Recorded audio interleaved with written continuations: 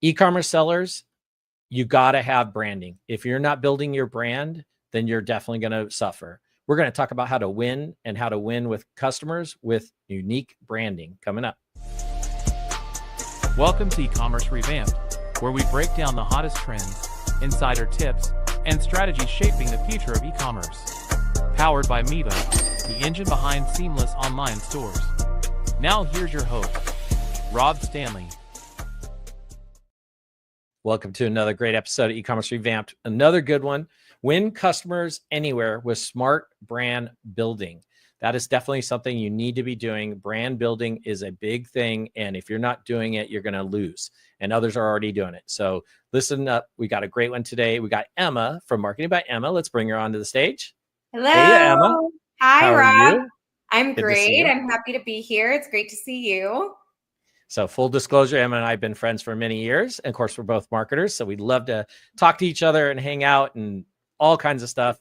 And, we're going to dive right into this. We're talking about, Emma, obviously, win customers anywhere with smart brand building. But let's kick this off with what drives emotional connection in brand building. That's kind of a big topic and a big question. So help us out at least with some of that. Absolutely. So emotional connection, obviously, we're wanting to create emotional connection with your customers, those target people who you know are going to absolutely love whatever product you're selling. And so it's important first, before we dive into creating that emotional connection, that we need to understand who we are trying to create that emotional connection with. Because if you just have a very generalized set of basic details about a group of people, it's going to be really difficult to understand what is going to get into their hearts and minds and make them feel seen and understood and compelled to make a purchase. So really the first step in driving that connection is having a crystal clear idea of exactly who your target customer is. If you're not familiar with the term customer avatar or customer persona, this is an essential piece of what we're really going to be talking about today with brand building. This is one of those core exercises that you're going to need to do if you want to do this effectively. And a customer avatar is really a very detailed profile of a person that is within that target customer pool. This is something that by the time I'm done looking at your customer avatar, I should have crystal clarity in my mind of who that person is, not just on surface level of their age or the kind of job they have, but what keeps them up in the middle of the night. What are the influencers that they follow? What's their sense of humor? And all of this detail is going to begin to give us a lot of really powerful tools that we can use to begin to drive connection. So just as when you're meeting somebody in real life, and the more that you learn about that person, the more that you're able to find ways of establishing that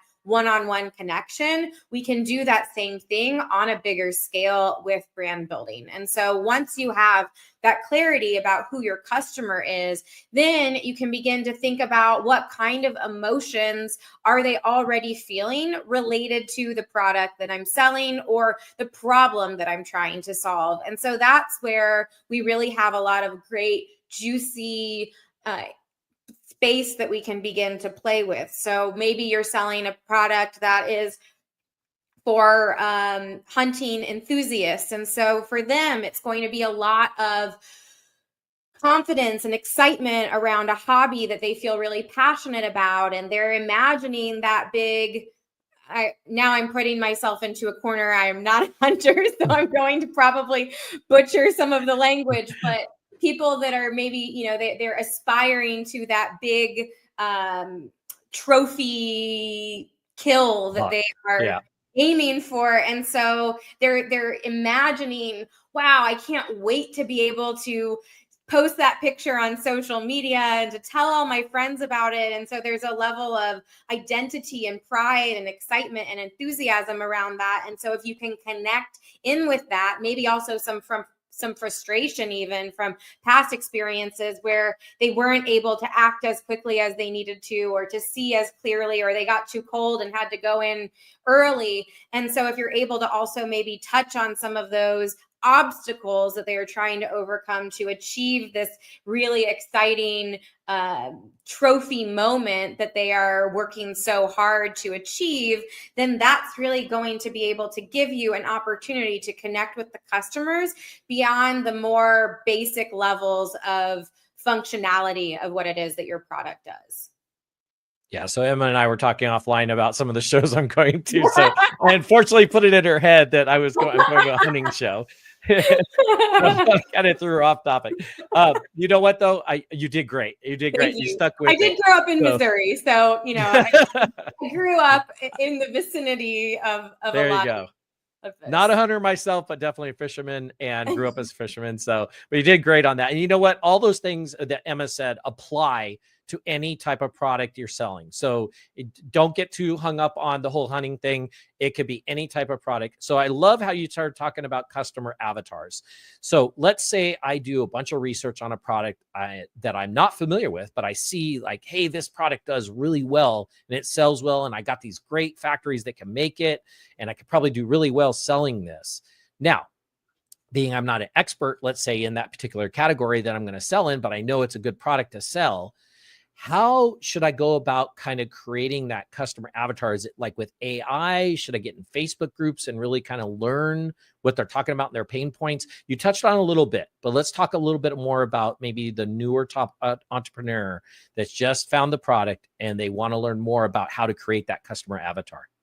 Yeah, so it's really, you heard me trying to speak compellingly and convincingly about hunting, even though it's something that I'm not super familiar with. And so this is something that is not out of the ordinary, that you're selling a product that you're not super familiar with who that customer is going to be that's actually using it. And so it's great to use a variety of different tools, but I really like to treat this almost as if you're an actor who is studying to play a role. And so you really want to dig in and do as much research as possible. And also with the understanding that the customer avatar that you might create before you've actually sold a product may not align with who you discover your customer avatar to be once your product is live and selling and you begin to have those interactions with customers. Sometimes it's not even that you made the wrong choice, but it's just that a whole group of people discover your product that you never would have imagined. And so then you have a decision of whether to go in that direction or not. But I'm kind of taking myself down a rabbit hole before answering the question. So AI is a great tool in order to be able to get that quick starting point and to help give you some indication of where to begin, because there are depths to any group of customers. So even somebody who, let's go in a different direction, somebody who practices yoga, you have different kinds of yoga. You have different levels of yoga. You have maybe other interests that intersect with different types of yoga.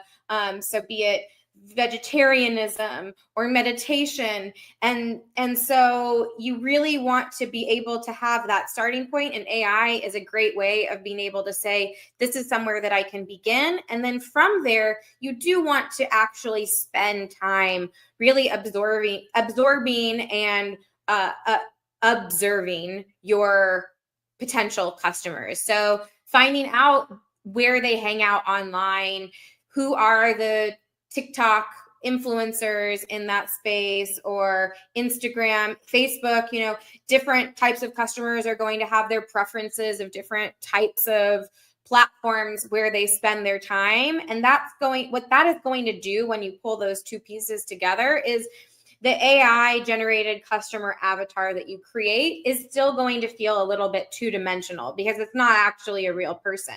Once you start actually listening and seeing people that are talking in passionate ways about products or experiences or interests that overlap with what it is that you're selling and who it is that you're selling to, then that's really going to bring that customer avatar to life. You're going to be able to start to understand the kinds of slang that they use. If there's a certain set of vocabulary that is specific to that customer group, if there are other related interests or reference points or comedians that everybody likes. And so that will start to not only give you more insight into who your customers are, but it will also begin to give you a set of tools that you can pull from to reference in your content and to use as a way to be able to really drive that connection forward. Love that. Yeah. And, if you're starting out using AI with ChatGPT, be careful. It's going to give you some basics. It's going to get you started. But I love that you said, really go spend some time and understand your avatars. Don't just rely heavily on ChatGPT. Again, that's going to get you your starting point, but go learn it. Go learn it. If you're going to be an expert in the area of something you're selling, you definitely want to understand it, find influencers, find groups, and go really understand what their pain points are. Great answer. I appreciate that. So before we got the show recording or got it going, we're talking about the 4 C's. Now, we're talking about 4 C's when it came to branding efforts. You explained it to me, but explain to everybody what the 4 C's are and how they're used in branding efforts. Absolutely. So we've actually already spoken about the first C, which is really getting clear on who your customer is. That is such an important starting point from which we really can't do an effective job. But just as important as understanding who our customers are, we also have to understand our competitors. So that is the second C. We need to have crystal clarity about who we are competing against so that we can understand how to successfully position ourselves in contrast to the competition. Because if we are just trying to play the exact same game and to create product pages, websites, imagery, social media presence, all of that is heavily inspired by our competition, then what reason does a customer actually have to choose you over the option that was already out there that might have more traction, that might have more brand awareness, that might have more reviews or just more sort of buzz in the space? And so by really diving deep into who your competitors are and where their strengths and weaknesses are, then you can begin to chart out where it is that you can really carve out a unique space, maybe emphasizing how you are better than or different than or serving a different group of people. That strategic differentiation can be rooted in a variety of different things, but oftentimes when we are talking about selling a product, unless you really have a unique, first of its kind invention, you are going to be selling against very similar competitors who are selling very similar products. And so that's why it's so important to really lean into this brand building piece, so that because that is going to be oftentimes your point of differentiation. So we know who our customers are, we know who our competitors are. This third piece is getting clear on who you are, your company identity. So that is going to be that missing piece that's going to pull these first 3 C's together. So you've understood where your competitors' strengths and weaknesses are. You understand where you might want to be positioning yourself in the market, but who are you? What is it that's really unique to what it is that you are doing and selling? And this can then even begin to transcend the product itself into a set of values, into perhaps some future that you are working towards achieving. This could be in the form of maybe you have there's a cause or an organization that you support. So it can look like many different things, and that's all going to be decisions that you really have to make, but then also always making them through that lens of, is this going to delight my customers? What are they really going to care about? And is this going to create that contrast with my competitors so that I'm creating a compelling reason for why customers should choose me over the other options that are out there. And so those are the 3 C's that when you do them really effectively, then you are able to achieve the 4th C, which we've also already spoken about, which is connection. So driving that connection could be through how you're communicating with your customers. It can be through that contrast that you're creating. It can be about how you are presenting yourself, making sure that every single piece that you are putting out there on behalf of your company, that it is in alignment with that company identity, so that people are getting a cohesive experience and that is going to delight your customers. And so when you're doing those first 3 C's effectively, then that is really the springboard for driving meaningful connection that's going to increase that likelihood for customer loyalty, for brand evangelism, and for something that's beyond just that very transactional interaction. Okay, I'm going to tell everybody right now, stop and rewind that and listen to those 4 C's again, because those are crucial. They're a great explanation of all 4 of those C's. So definitely people should rewind and listen to that again and maybe take some notes. Listen, we're going to take a quick commercial break. When we come back, though, let's transition a bit into brand loyalty and maybe some tactics to boost brand loyalty right after this commercial break. Looking to take your e-commerce business to the next level? Meet Miva, the platform powering seamless online stores with the flexibility you need to grow. From custom solutions to user-friendly tools, Miva helps you create unforgettable shopping experiences. Ready to transform your business? Visit miva.com/podcast and see what's possible. So head on over to miva.com/podcast. Check out previous episodes of the podcast, some great resources there. And I've got Emma on from Marketing by Emma, and we're talking today about win customers anywhere with smarter brand building. We just got done with the 4 C's, and I'd like to transition because this will be related, obviously, to the last C, and that's brand loyalty and tactics to boost brand loyalty. So Emma, tell us a bit about what kind of tactics brands should be using to boost their loyalty.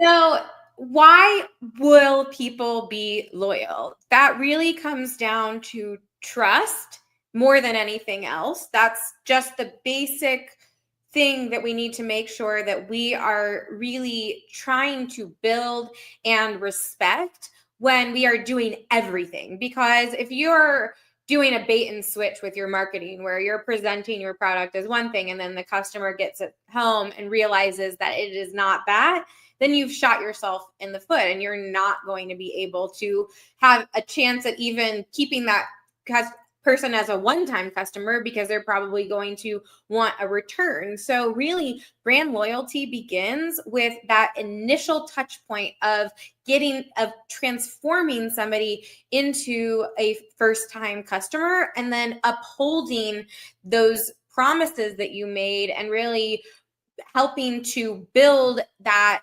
reliance, that confidence that they know that when they get a product from you, that it is going to, at baseline, live up to what their expectations were, if not exceed them. And that exceeding part, that going above and beyond, that can be a really powerful tool for transforming that customer into somebody who just happened to buy your product into somebody that is like, this is the company that I want to come to shop for all of my future purchasing needs related to this thing, and also tell other people about it. And so it's also something where brand loyalty doesn't just happen in the good moments. Brand loyalty, you also have those opportunities to create in the bad moments. So when somebody maybe has something that doesn't go according to plan, how do you actually solve that problem? And the solving the problem can be sometimes even more powerful than just having a positive experience at that initial moment, and can really be an opportunity for somebody to see, wow, I knew I liked this company, but now seeing the way that they solved this and made it right, I feel like I know for certain that they're going to take care of me, that they really care about my best interest, and that they see me as a person, not just as a transaction. Absolutely. Great answer. Yeah. Let's talk a little bit about when it comes to niche marketing, or I'm sorry, niche audiences. So for instance, Emma gave this great thing about yoga, right? Maybe yoga mats or something like that. There's probably going to be a different audience that strictly does yoga outside versus inside versus both.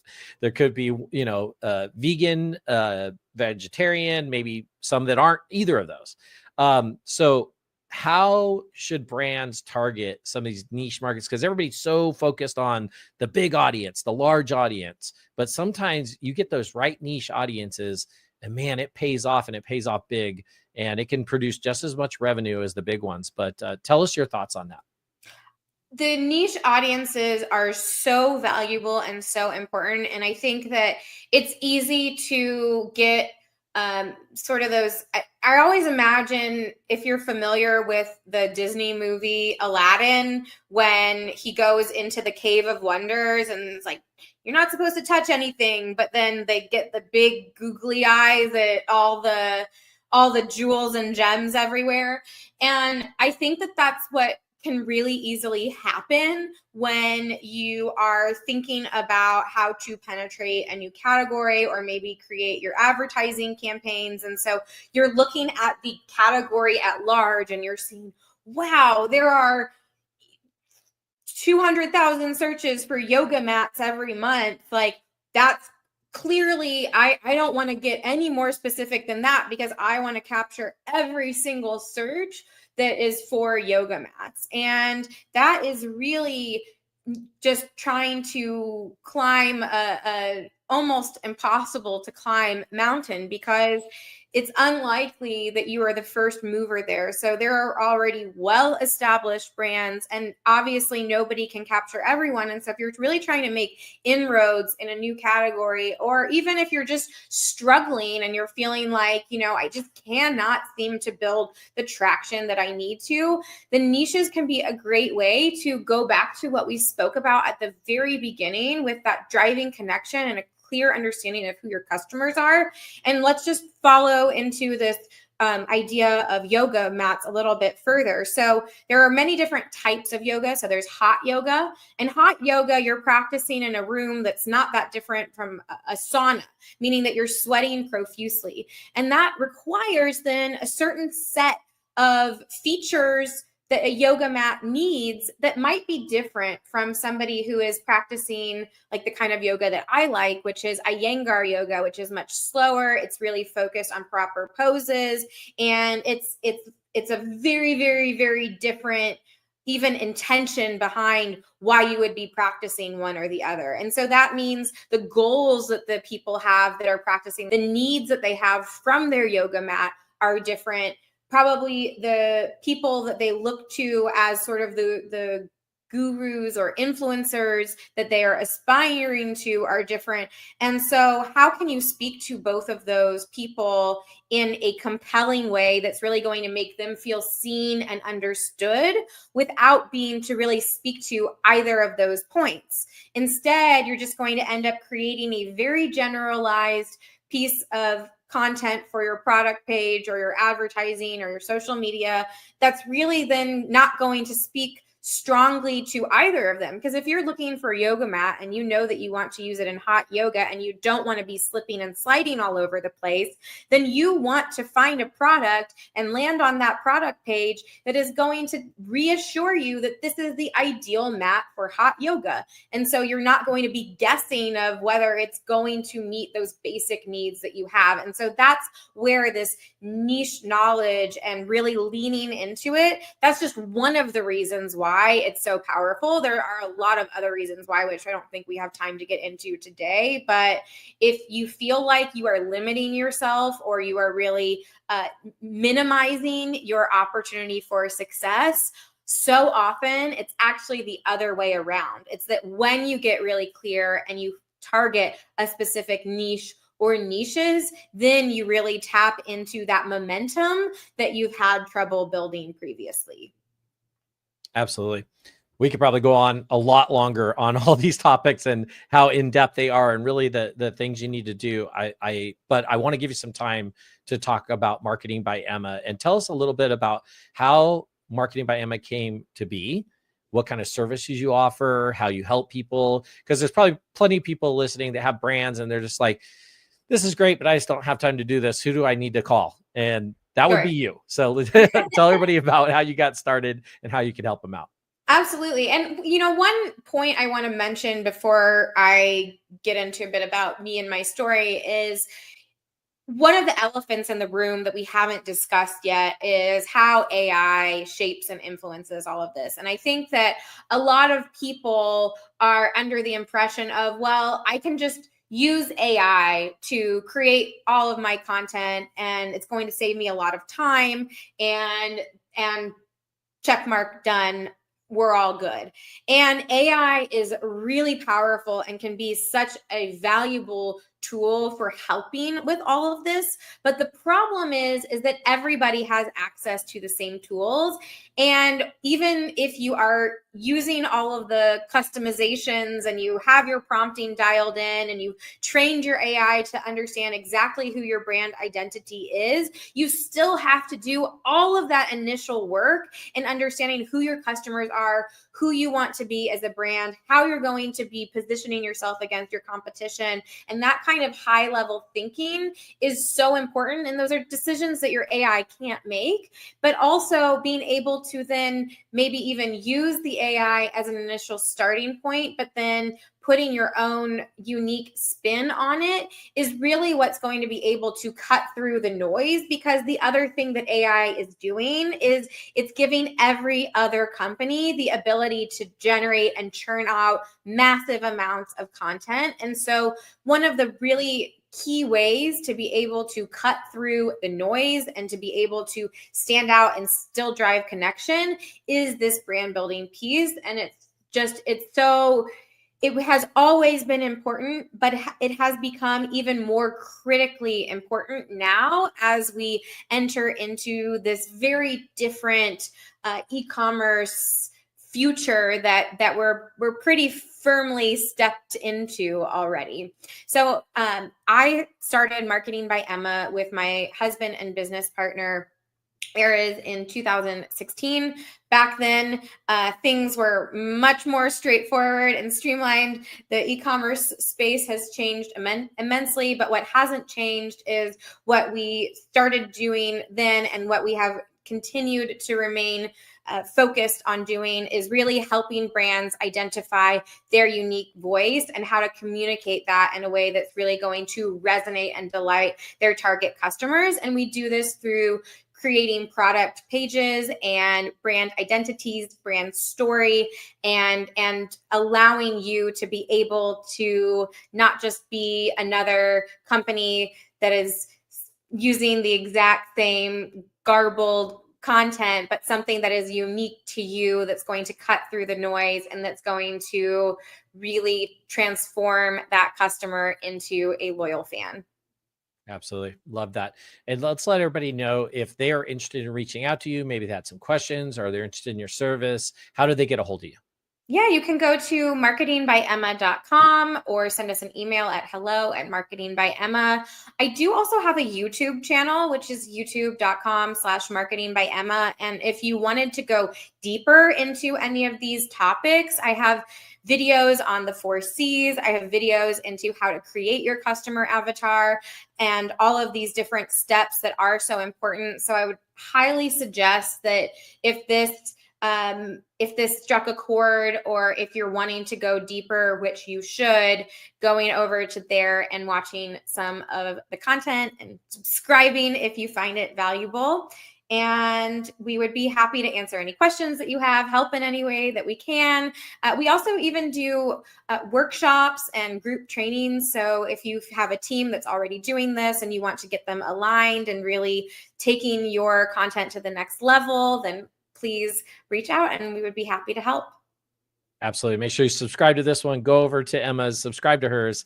She's got great videos. I love when she comes out with videos, and they're always very, very good content and something you can learn from. But definitely head over to Marketing by Emma and marketingbyemma.com and check out everything Emma does on social media. She's always putting out great content and great information. Big shout out to her husband, one of my favorite guys. And Thank you so much, Emma, for being on the show and providing all this great content, this great information. Everybody, please reach out to Emma and go learn more about marketing, because you have to keep building your brand. You got to keep thinking, what am I going to do next? And if you're not sure, ask Emma, because she'll help you out. So have that brand story. Even if you don't feel like a brand story's there, talk to her, because I'm sure there is a brand story there. And I think people can get hung up on that. Sometimes they're just like, I started this product line and it just kind of took off. That could be a story. Trust me, it could definitely be a story. So don't get hung up on that and reach out to Emma. Emma, thanks again for being on Ecommerce Revamped. We really appreciate you coming on the show. Always great having you on and great seeing you. And thanks everyone for tuning in, and be sure to listen to the next episode. Thanks for tuning in to Ecommerce Revamped. Ready to take your e-commerce business to the next level? Visit Miva.com for the tools to build seamless online stores and unforgettable customer experiences. Until next time, keep your carts full and your customers happy.